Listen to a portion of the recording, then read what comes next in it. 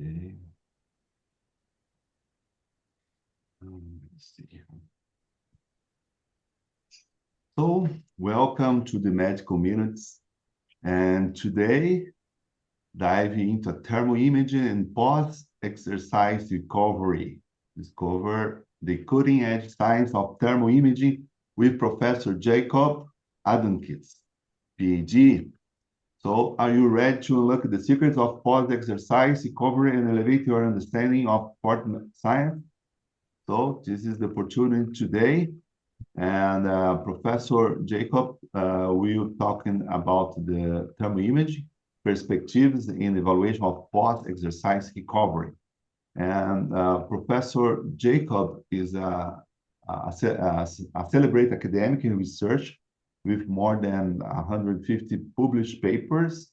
He is Dean of the Faculty of Physical Education at Józef Piłsudski University in Warsaw, Poland, and also world and European champion in Masters Athletic 400 meters handles.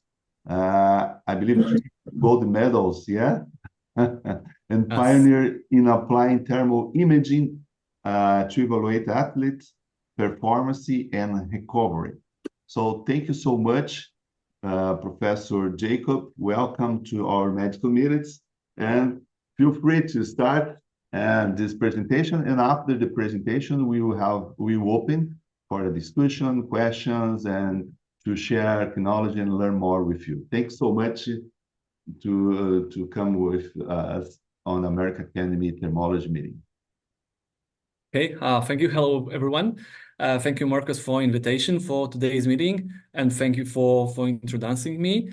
So just a few words of background. I work at the Józef Piłsudski University of Physical Education in Warsaw. You can see my university at the background of the first slide. And I would like to share with you some of my experience with using the thermal imaging technique to evaluate the post-exercise recovery, as well as, let's say, some preparation to the performance. And there was like two things that pushed me to this, let's say, area of interest, research interest. So the first one, as Marcus mentioned, I'm still an active athlete. I'm competing in Masters Athletics in 400 and 400 hurdles. But when I turned 35, I felt that I'm not immortal anymore. So I thought, okay, you have to spend more time on the recovery. You have to put more attention on that. And it would be nice to find some techniques which will help you to evaluate, does the process goes well and can I improve something?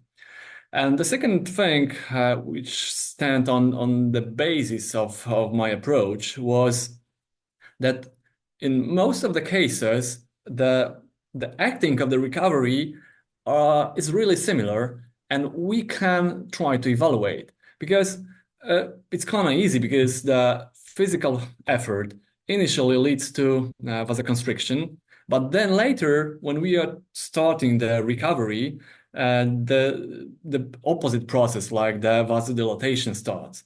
So both of them should be reflected with the thermal image, because they are both lowering down or just putting up the temperature. I mean, of course, the internal one, which we are not directly measuring. However, also the core, the shell temperature as well. And then I thought that, okay, if you just exercise, so one of the effects of the exercise is rising up the body's temperature. And then later, if you just continue effort, this rising of the temperature might be a limiting factor in the efficiency of the physical effort, because body have to deal with the excess heat. But then when you finish, we have to also deal with this excess heat, and those process comes, let's say, in line, because you are just losing this excess heat, you're just lowering down the temperature, and at the same time, we are just, let's say, removing the waste products, and we are just rest. So those two assumptions were on the basis. And one another thing which let's say comes to my mind, that and the recovery strategies, we are trying to not only just the rest, but also it's just like the next step. We used to think about the training is like the exercising and doing some efforts and causing less fatigue and then the adaptation. But on the other hand, the recovery is also another crucial factor in this process. So one thing, sorry, one thing is how to accelerate the removal of the waste products or just accelerate the recovery. But on the other hand, it's just a matter how to help the body, how to help the athlete to recover faster, but also how to adapt both to the training process, I mean the training adaptation, but as well how to adapt, for example, before or prior the effort to train in a better and more efficient way. And what I would like to share with you today is some of my experience from my research and my team research, mostly devoted on those topics. The thermal imaging, as I mentioned, if the effort and the recovery is connected with the rising and lowering down the temperature, and the thermal imaging can reflect what is happening. So I used to say, okay, how to see the heat, how to see that the body is warming or cooling down. So I thought that both of the parameters have to be some way intercorrelated.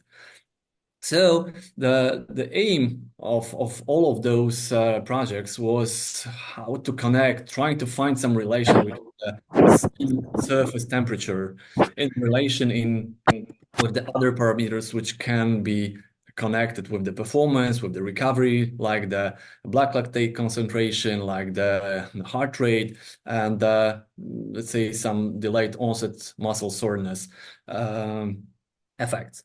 So what we have been doing for several years now,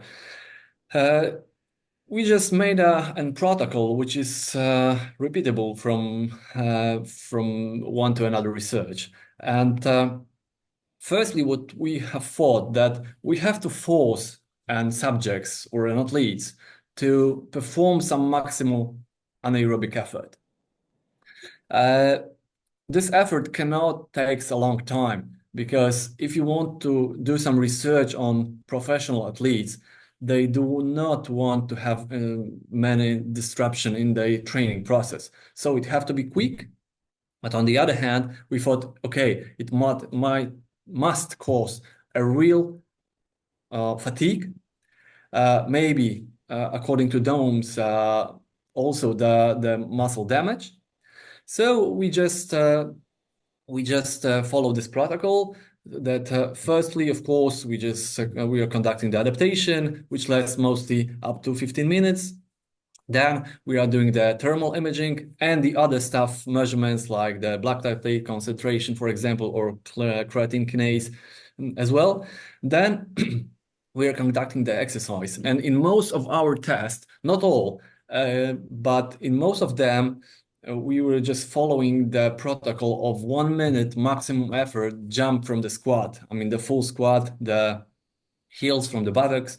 So believe me, after 1 minute of this really high intensive jumping, the people were, let's say, they were having really high level of blood lactate. So one of our aims was already done. Secondly, they were really tired and they were having really nice increasement in the CK level. And then after the exercise, we were applying different, let's say, methods which can support the recovery, post-exercise recovery. And of course, it was followed by thermal imaging, by visual analog scale to evaluate the pain. And as well, in some of the research, we just followed with some biochemical measurements, mostly connected with the creatine kinase. Here you see some of the examples, what kind of the treatments we have been using for this supporting the recovery. And we started from dealing with some cold treatments like ice massage and cold water immersion. We were doing something with the stretching, so the light activity, aerobic activities. We were doing a lot of stuff with massage and foam rolling. So a few of examples of our research that you might know. If not, of course, I'm encouraging you to just to read it and then give us some feedback. Maybe it will cause some implementation to the future research. So one of the first of our team research was, let's say, devoted on trying to find some possible relation between the thermal imaging and the evolution of the temperature and the black lactate level. One of the assumptions to this research, it was done between 2012 and 2013 and published in 2014, was okay that the measuring the black lactate is of course very informative. However, it is costful because you have to pay for every measurement, and of course you have to interfere the skin, so not everyone can do this. If you want to have some information, some feedback with the youngsters, so you cannot do this without the permission of parents, etc. So you just try to set some kind of protocol to do this. And what we have seen that in the 30 minutes of recovery, post-effort recovery, I was already explaining you how was the effort conducted. We've seen that this process is kindly related. Of course, just immediately after the trial, we observe really huge decreasement of both shell temperature, mostly probably because of the vasoconstriction and just putting the blood to the walking muscles. But secondly, probably also because of convection.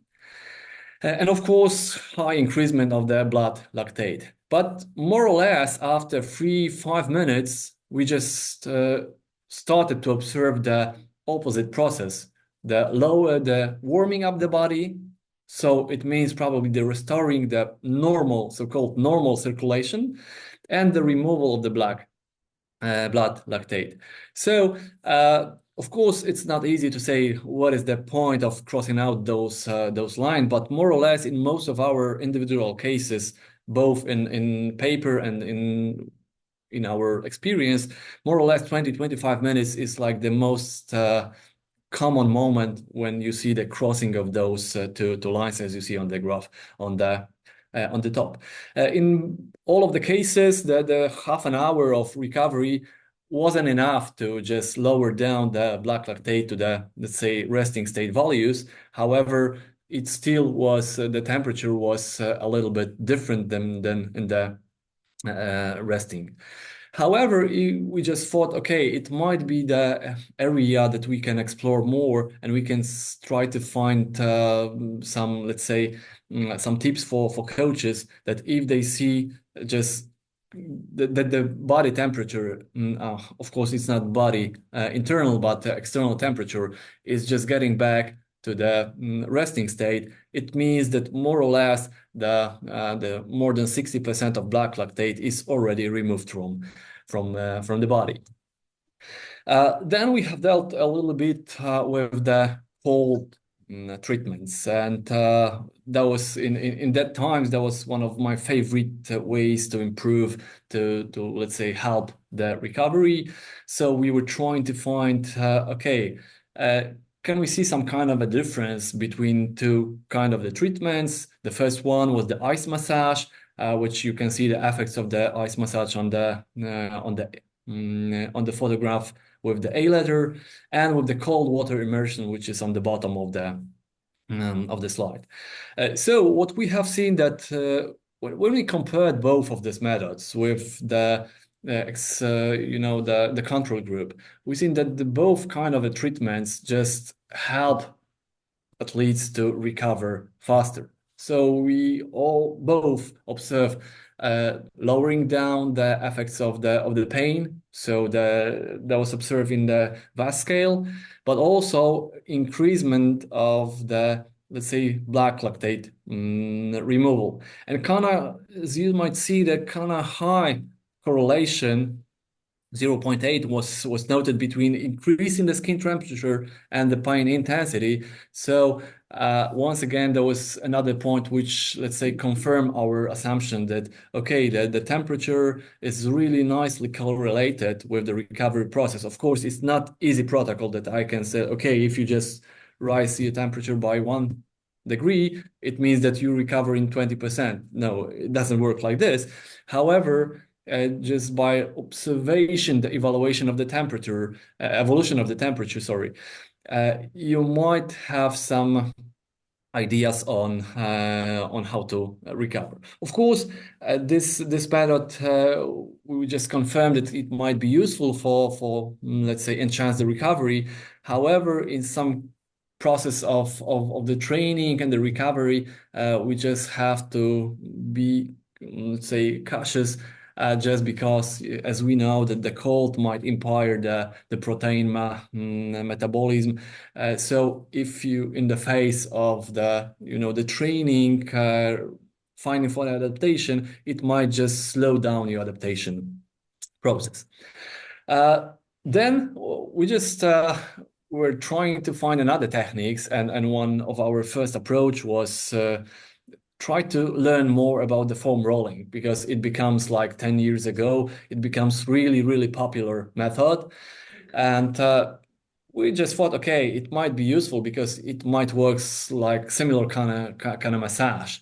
However, we just spotted a lot of commercials when the producers and the sellers were saying, okay, buy that kind of or different kind of roller because it will improve the, let's say, anti-inflammation process, or it might improve the recovery. So the assumption was, okay, that the type of the roller will have a huge impact on the recovery.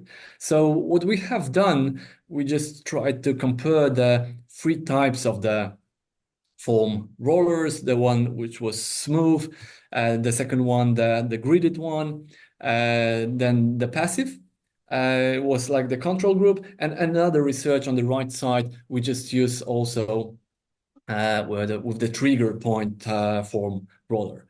So as we confirm, of course, as we expected as well, that the foam rolling is working similar to massage, which cause like the mechanical impact on the tissues and it's like promotes the blood circulation.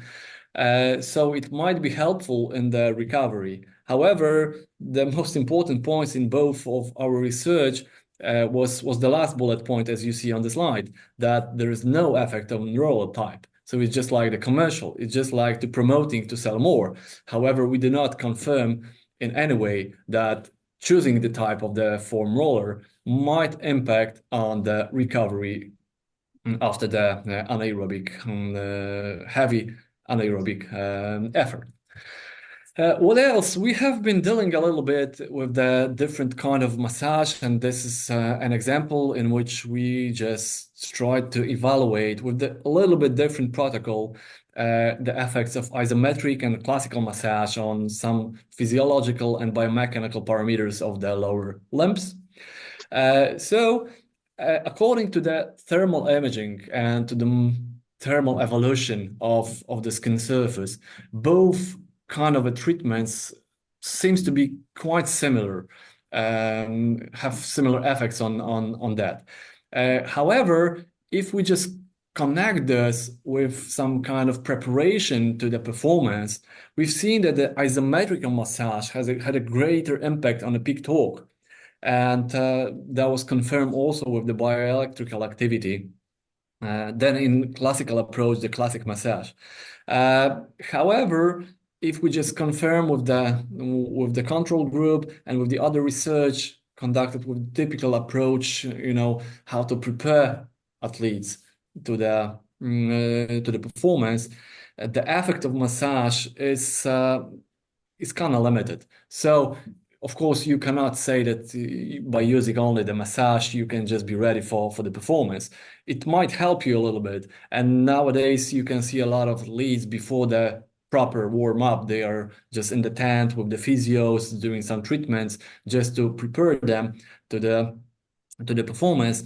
However, it cannot be the only way, of course, to build up the performance. However, as we have seen some positive effects, so of course the assumption might be as well that it might help also both in preparation to the effort, but as well in the recovery, as it has real impact on the muscle temperature. And if the muscle temperature is increased after the classical or isometrical massage, it means that it promotes the blood circulation, and this means that you can just let's say feed the tissues as well. You can just promote the removing the waste products. Another example of using the classical massage on some of the parameters. This is an example because before I presented last slide that was on the lower limbs, and we just conducted another research on the upper limbs because we thought, okay, but the lower limbs, you've got like more muscular mass on the lower limbs, so it's much easier to influence with that kind of the treatment. But what will happen if you just try to deal with the upper limbs, because some of the sports are really engaged with the upper extremities, and on the other hand, you don't have so much muscular mass to impact on with that kind of a treatment. But as we expected, and it's quite nice that we confirmed that the same common effect on increasing the blood flow can be observed in any kind of specific area of the body. So just like for the future research, we thought, okay, it might be useful to find out if just using the, let's say, recovery treatment for one location, if we can observe the ipsilateral or contralateral effects on the other location. Of course, as I wrote here, is papers in progress. We do have some other data connected with the stone massage, stretching, the light activity, jogging, etc. So they haven't been published yet. However, as we generally see the relation, that one of the major point of all kind of recovery treatments is just increasing the blood flow. Of course, firstly, if you just use the cold treatments, firstly, it will cause the vasoconstriction, but then the body is trying to rewarm, and then it's still promoting the blood circulation.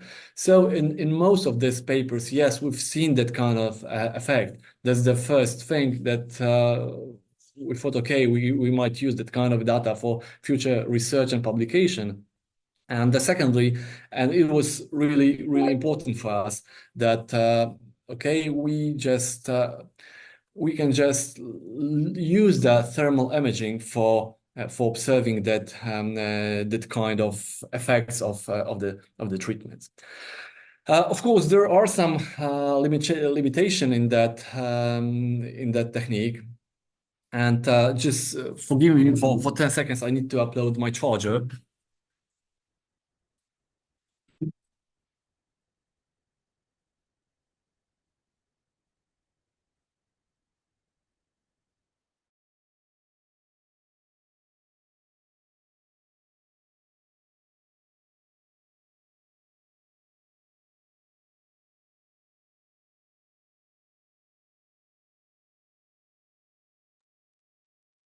Let's wait, no problem. Yeah, the laptop also have some fatigue. Yeah, let's wait some. Please leave your comments or questions on chat.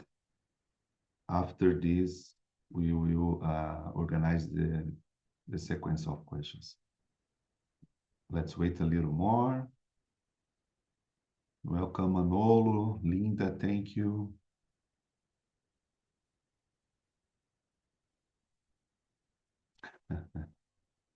The battery.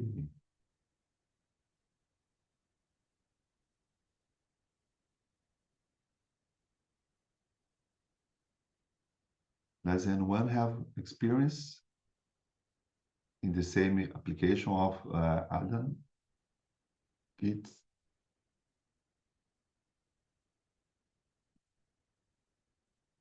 No problem.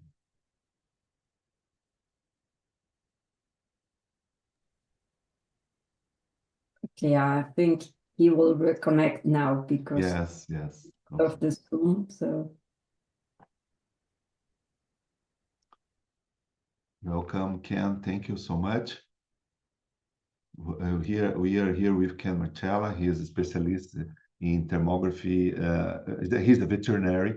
So we expected a presentation of you, Ken. Welcome to present. You're mute now.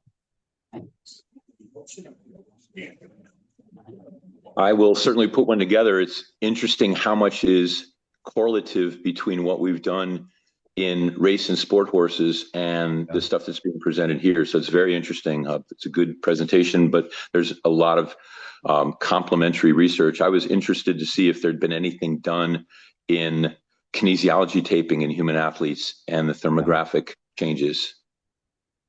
I don't know if he has experience with that, but there are other researchers doing this and studying with infrared imaging. And most of the time depends of technique. It's not just it works, not work, but depends what you do, the situation. So I've tried to do a couple of separate things. Sure. I've tried to do a couple of projects with horses and can't really document, even though they've taken the same technology, you can't document the same changes. Let's with you presentation. Yep, absolutely. Thank you so much. And do you do horse immersions after racing? Yes. Actually, I'm the team vet for USA Endurance, and when you do the international events, in between the stages of the event, when they come in for a rest period, they are in full-size garbage pails up to their elbows and up to their stifles so that they just stand in ice for 15 to 20 minutes while they're resting. But we've done thermal couples to see the temperatures in the tendons and so forth after a 20-mile loop at a fairly significant pace. So there's a lot of research there. I'll put something together for sure because it would dovetail in well to what we're talking about today. Oh, nice. And how do horses feeling with this cold water immersion? I'm really sorry. Yeah. Really good. They get used to it. Oh, nice. Nice to know about it. Okay, so I'm really sorry for that. I just uploaded my charger before, but it was broken, so I have to change for another one. Really sorry about that. Can go ahead, no problem. We're in time. Okay, so.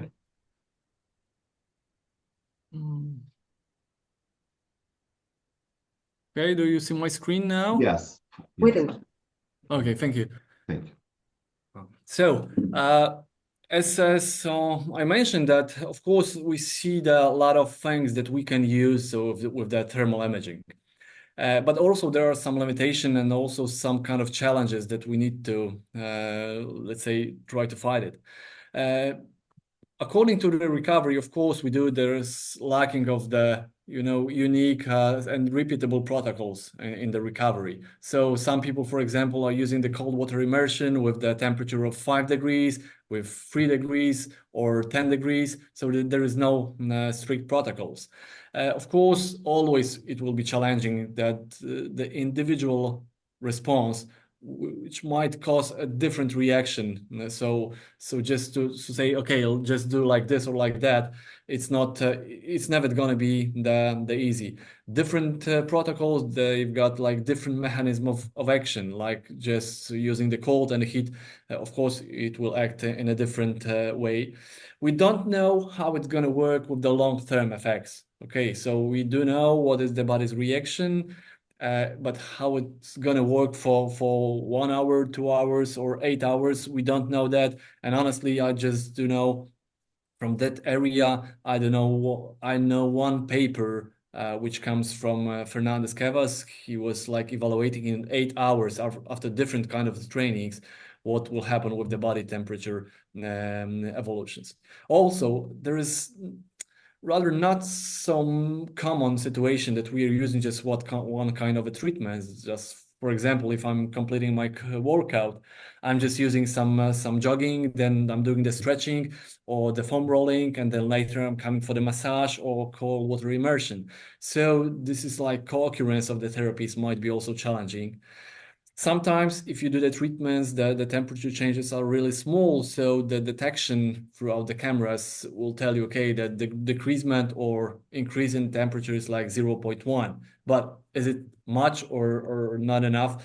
We don't know that. Of course, this might be challenging also in some areas which are like poorly vascularized. Yeah, especially if you just deal with some kind of different environmental conditions. So you might exercise in the cold or in the heat. So it might cause in this peripheral areas different reaction. There is no reference values, as I mentioned, and the last one, as you see, we always dealing with the thermal image with the flat one, with the 2D, and the muscle is not two-dimensional; it's three-dimensional. So we just see the image, but it might be not so accurate. Of course, just taking the closer look from the cam, it might be useful, it might be helpful. However, it doesn't solve any or every kind of situation, and especially if you want to do something in real time, so it takes time to see the data from the different points of view. Some of general conclusions from that observation, that area. So in generally, we see the huge potential in using the thermal cams in the recovery, and you see that the lowering down the temperature, especially in the high intensity performance in the anaerobic zone, cost you, let's say, the lowering down the shell temperature. But then within half an hour, the muscles are rewarming, and this is closely connected with the recovery. And if you see that the thermal image is getting closer to the, let's say, pre-exercise, it might mean that the recovery is going well, and you're just like getting closer to your goal. And it might be useful, especially with the relation with the black lactate the concentration, which is not easy to measure in every kind of situation, as I mentioned before. As I mentioned before, that the most of the treatments, the primary goal is just to increase the blood flow, and this can be observed because this can be reflected on the skin temperature. But in general, if you just used it for larger areas, it's challenging, as I mentioned, with the limitation. There are some, of course, techniques in which let's say that the changes, the body temperature changes will be so small that it's hard to say if it's like, the incidental change of 0.1 or 2, or this is really changed because of recovery or just the effort. And the final recommendation, of course, we have to learn a lot of things to use properly that kind of treatments in the process of optimizing the training loads and the recovery. However, if you can't use other, let's say, methods which can be really scientifically verified, like the biochemical measurements, the thermal imaging might be helpful. Of course, you have to learn how to read those images with your athlete and even with your sports in that specific situation.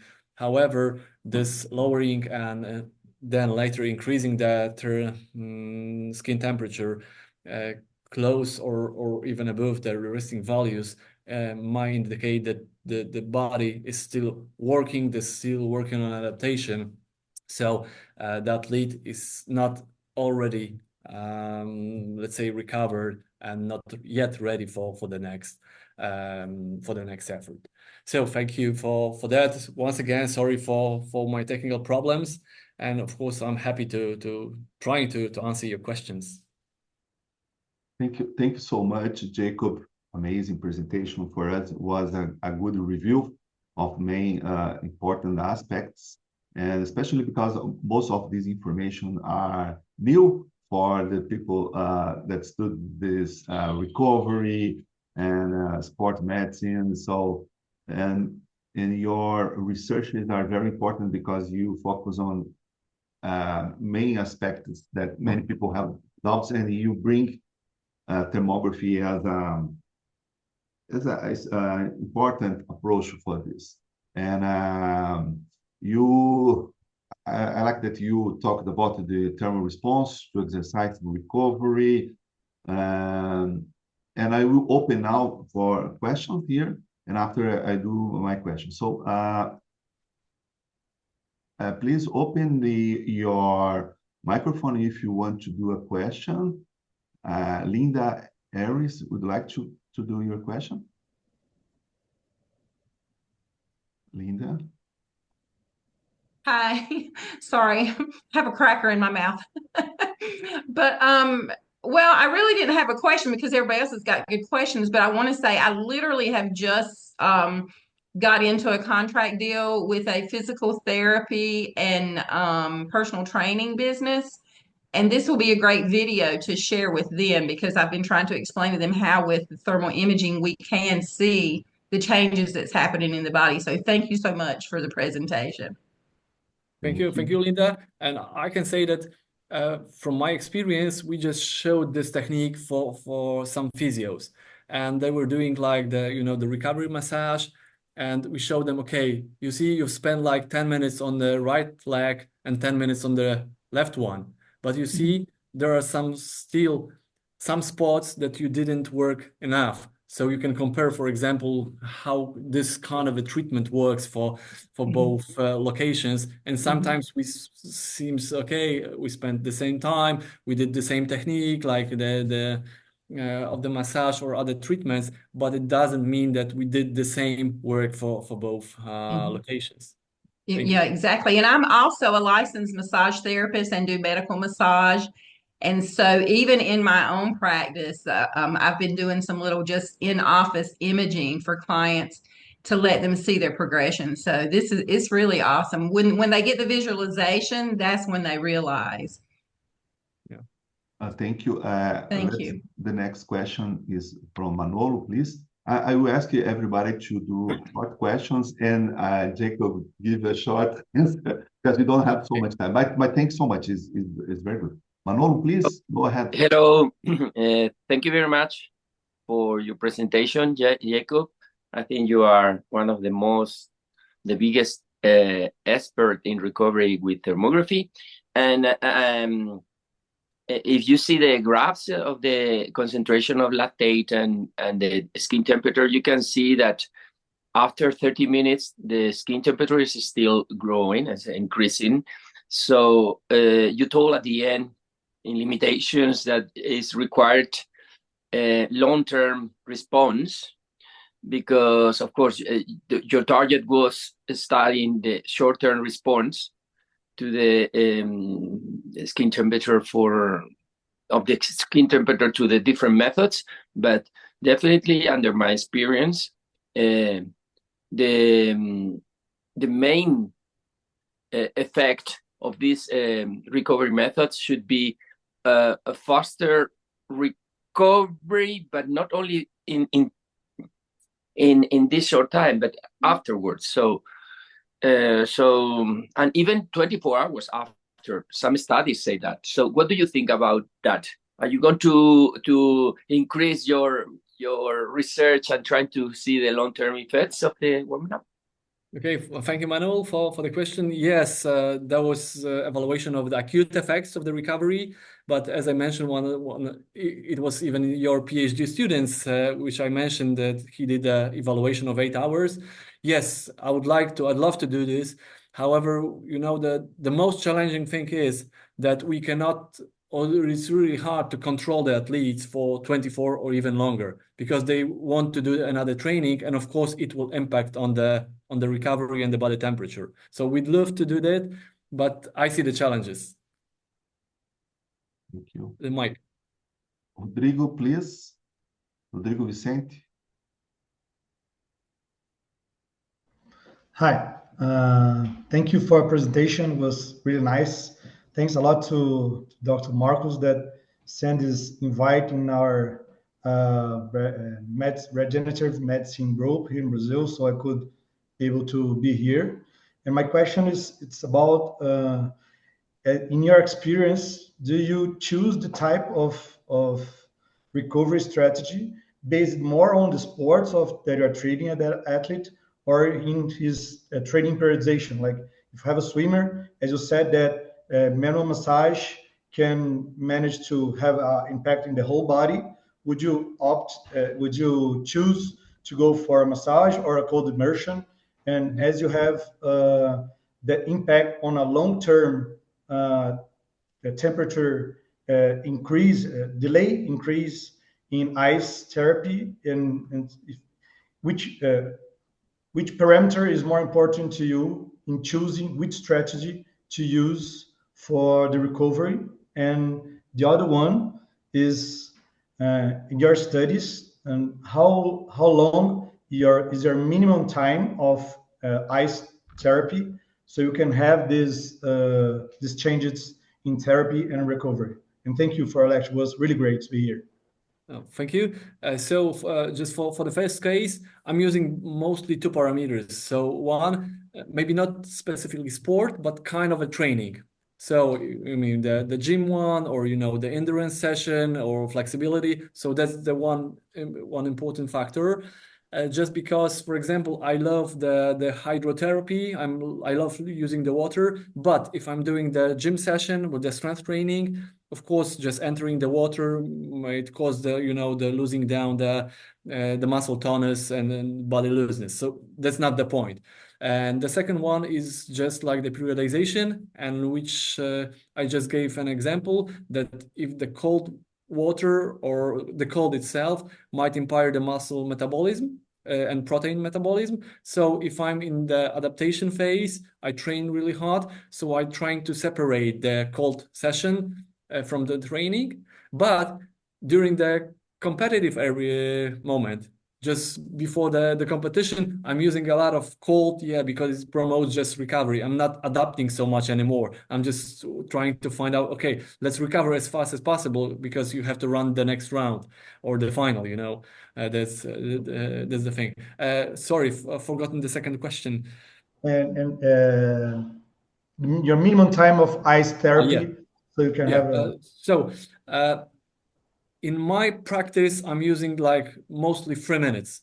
I've just found some data on that the peak reaction, thermal reaction to the cold is between 30 seconds and 3rd minute. So I'm not just staying for much longer, because it doesn't change a lot.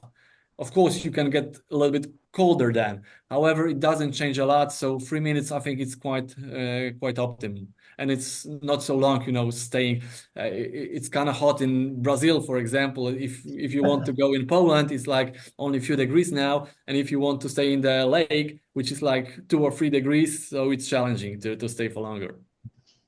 Okay, thanks a lot. It was really nice to be here. Katie, please, your question. Yes, thanks for the presentation. Very interesting. And what I wanted to understand a little bit better is, how are you applying this with the cold immersion and the ice massage? Are you specifically looking for degrees of cooling, levels of rewarming, and how is that correlating to your determination as to whether recovery time has been increased or not? Okay, so we have been using the cold treatments. Let's say in 2 ways. So one aim was just to minimize the delayed onset muscle soreness. And as we know that the cold might work as an anti-inflammation and, let's say, painkiller. So it was confirmed somehow in our research. And the other one, when we just put a lot of cold or with the immersion or specifically with the ice, so just we know that we will promote some lowering down the temperature, even really low, but then the body was really forced to produce a heat and to promote the circulation. So the removing the waste products should be promoted somehow. So as we thought that it might be good way to promote both things. So anti-inflammation, anti-pain, and removing the waste products at the same time. I don't know if I just understand your question well, and if I. Well, I mean, no. You basically described the physiology of what you were looking for, which I appreciated. What I'm trying to determine is what are the thermal parameters you're looking for? Are you looking for X number of degrees of cooling to get to a therapeutic effect? Are you looking at X number of minutes to warming to show enhanced recovery? Are there any thermal parameters that you're working with specifically? That was not the major point of our research. However, it's really crucial what you've mentioned. Thank you for this remark. Yeah, it would be nice to find out, okay, cooling, okay, but how much should I cool down the body? We don't know this yet. As I mentioned, there's a lot of protocols in that. And so we don't know that yet. It's really challenging to do because of the different protocols. So, yeah, maybe we'll try. However, just from the literature analysis, I believe that the immersion with the water just below 10 degrees, it's nice. But the protocols are, as I mentioned, from 2 minutes even to half an hour. And from my more practice, less research, but from my practice, it's 3 minutes up to 5. It's really enough. You don't have to spend like half an hour because the effect is not so hugely higher. And I can compare this to the stretching. If you do the static stretching and you hold the position, so I know some of the papers which tells you, okay, if you hold the position for half a minute, it's better than 10 seconds. If you hold for 1 minute, it's better than 30 seconds. But if you hold for 90 seconds, it's not better than 1 minute. So this should be some kind of point, and it's same with the cold. Staying too much is you can have a cold later. Yeah, no, I appreciate that. Thank you. That clarified it for me. Now I understand the context to put everything in. Thank you. Nice questions today. I'm enjoying a lot. People doing many questions, and please go ahead, Mike Man. Welcome. Welcome, man. Are you hearing? Hi. Morning. No, Mike Manu first. Sorry. No, Mike is not here. Hi, Marcos. Hello, Mike. Welcome. How are you, buddy? Good. You. Yeah. So my question was, it seemed that most of the research was on lower limb activity. Do you have any research on upper body or full body? Marcos probably knows why I'm asking this question. So anything on upper body as well? Yes, we did one research in the team on the upper extremities, in which we just tried to, let's say, hold the position with the tense muscles. I don't remember. It was a repeated exercise for 3 or 4 times. And yes, also we've just confirmed that that kind of treatments at first that can be efficient. And there is a, let's say, some point of view with the thermal imaging that you can observe that if the effort takes longer, it will more impact the temperature, the baseline. And the other one which I presented today, it was like done on the upper limbs. However, in most of the cases, of course, I do know that there are a lot of sports on which let's say are relying on the upper extremities. However, most of the sports, even not all, they are just using the lower limbs. So it was like just the first thought, okay, we have to do something more with the lower limbs because there is more muscles there and the more muscle area. So if you want to do the high black lactate concentration, it's much tougher to promote an effort with that kind of locations because of the lower muscle mass. Perfect. Thank you very much. I think that's something that we may look at on our end. I'm a big power lifter, bodybuilder guy, so trying to put a maximum, load on the upper body and doing the pre and post might produce some great results for us. So thank you very much. Great presentation. Okay. Thank you, Mike. Go ahead, Dr. Sergio. Thank you. Hi, Jacob. Amazing researching. Congratulations for your team.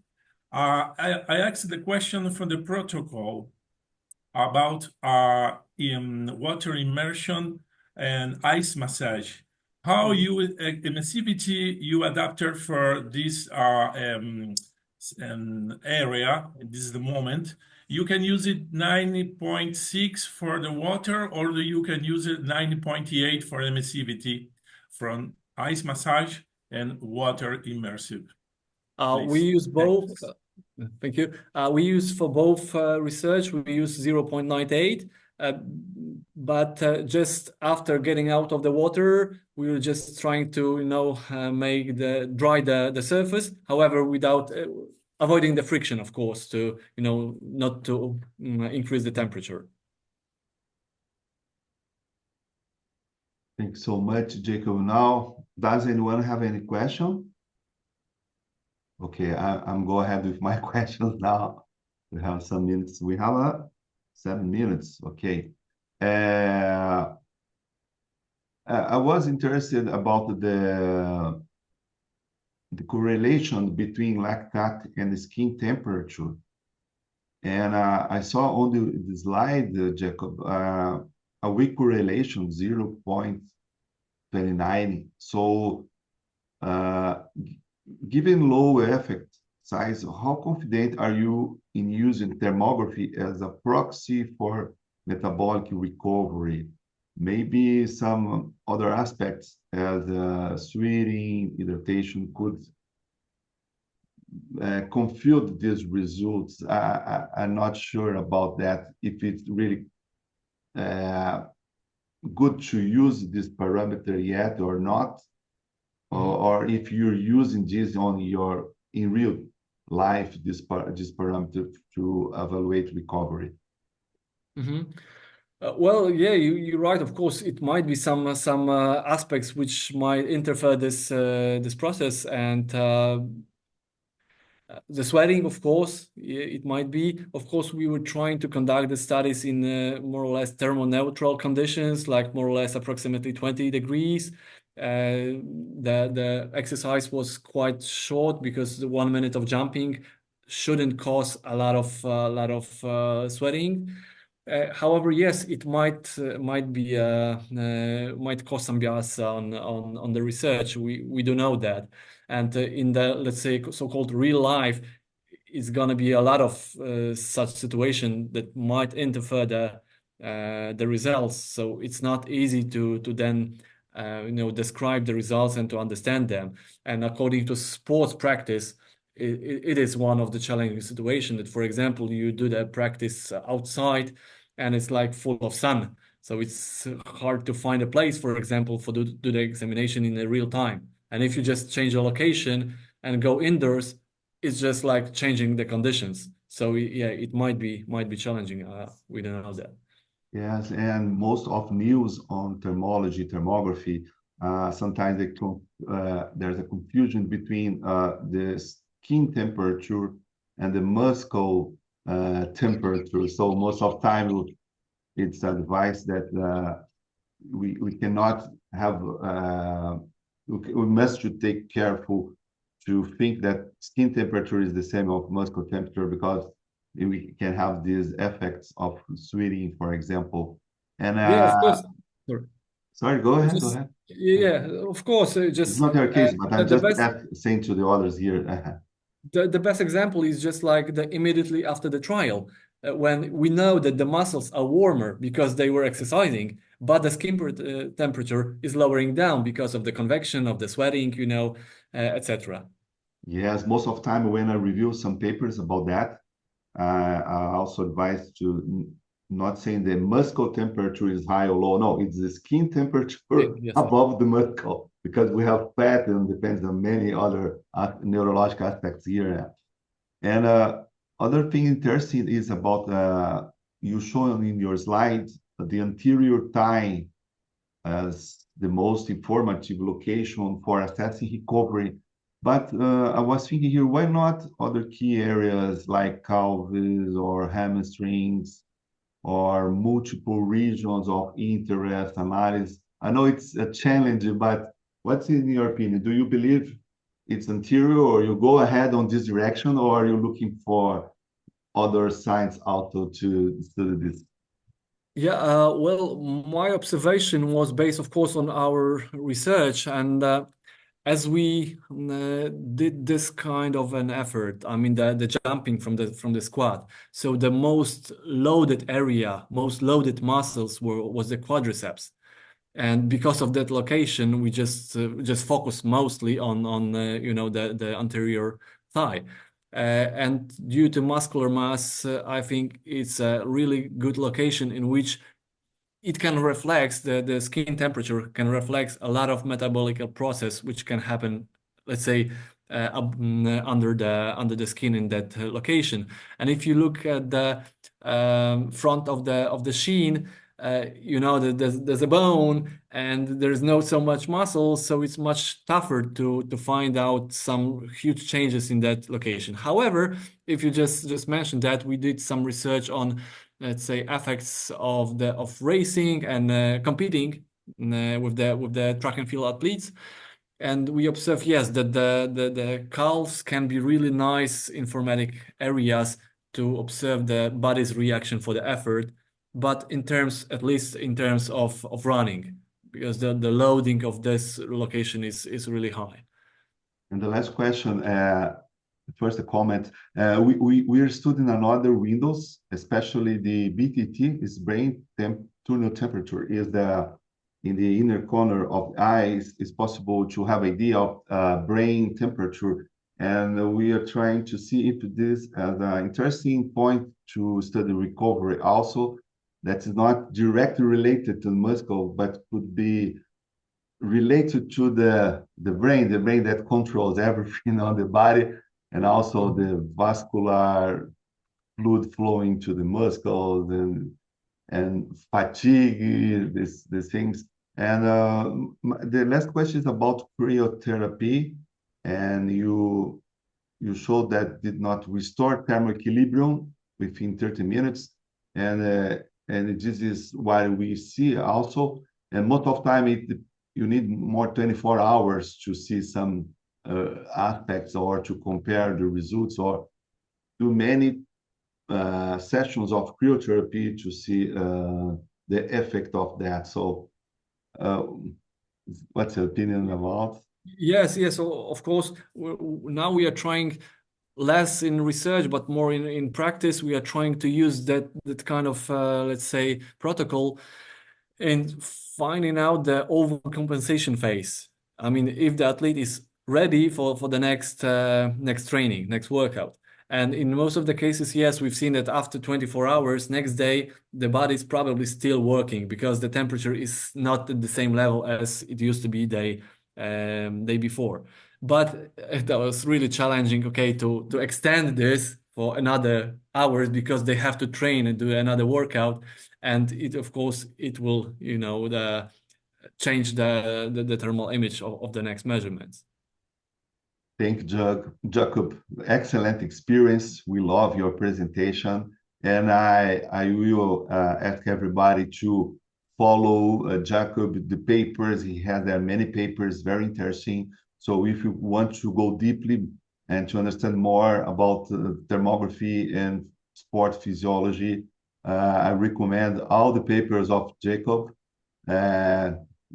So I respect so much his work, and thank you so much. It was an honor to have you with us, and I expect we have the opportunity in the near future, to invite you to come to US in a conference or some international conference. So we are here open, and all of us have the same interest to spread the word that thermography can help a lot in all fields, and also on sport medicine. Thanks so much, Jakub. If you want to leave your last words to everybody, and okay, feel free to close the meeting today. Okay, thank you, Marcus, for inviting me. Thank you guys for attending my lecture. It's a great experience to share my knowledge and to hear your advices after the lectures. So hope to see you in the future in the conferences, and maybe to conduct some shared research. So thank you. Thanks so much, Jakub, and welcome to our next meeting. Every Saturday in the same hour, everybody is invited to take part with the new speakers, the other speakers, and everybody's welcome. It's for free, and also all the presentations will be are recorded and stay on our YouTube channel, so everybody can follow, to review, make questions there. And we have a Spotify channel of American Academy of Ophthalmology, as you can listen on other topics. So thank you so much, everybody. Thank you, Jakub, and have a good weekend. Thanks so much. You too. Have a good weekend, day or evening, depends on location. Yes. Great lecture. Thank you. Thank you.